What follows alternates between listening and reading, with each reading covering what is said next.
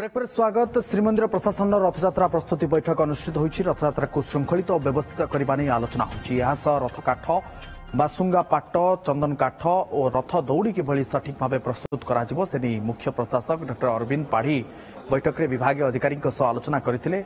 कता निगम रथ दौड़ी देवाई प्रतिश्रुति देता बेले रथयात्रा पूर्व ठीक समय आवश्यक रथ काठ पहुंचा नहीं वन विभाग सह आलोचना कर बासुंगा पाट और चंदन काठ श्रीमंदिर प्रशासन पाखे मौजूद रखाई।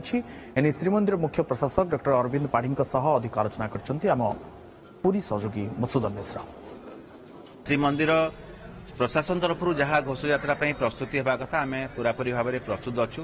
विशेषकर रथ निर्माण जो काठ दरकार होता है से काठर जहाँ सामग्री जोगाण होगा कथा से निर्धारित समय सीमा भितर आगामी राम नवमी बेलू तार चिरट कार्य आरंभ हो एवं रथ निर्माण कार्य अक्षय तृतीय आरंभ हो ताहा ठीक हिसाब से चली।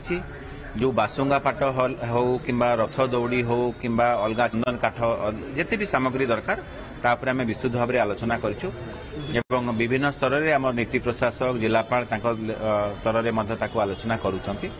आम पाखे जहाँ एबे भी सूचना अच्छी आम जहाँ आलोचना कर देखलु महाप्रभु कृपारू चलित घोषयात्रा प्रस्तुति ठीक हिसाब से चल। दौड़ी जेहेतु गोटे बड़ प्रश्न कता निगम किभली भावे करिवो जेहेतु कता निगम रे ताला पड़ी प्रतिश्रुति देइचंती किंतु किभली भावे सटीक समय जोगाई पारिबे तो चलित वर्षर घोषयात्रा कता निगम विगत वर्ष मानकर जमती दौथिले रथ दौड़ी चलित वर्ष मध्य देबे बोली हमको लिखित भाव में प्रतिश्रुति देइछन। जमी जमा संबंध में आमर जहाँ भी आवेदन आसुची यूनिफॉर्म पॉलिसी अनुसार नियम प्रकार जो माने पाइबा कथा तार आम कंप्यूटरीकरण करिछु।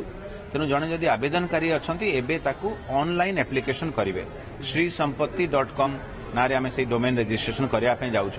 तेणु कौन प्रकार व्यक्तिगत भाव में कौन किए बाछ विचार बा डिस्क्रिप्शन रखिपारे ना जिते भी श्रद्धालु भक्त आसुचंदी तांकर जेमती सुविधा हो पार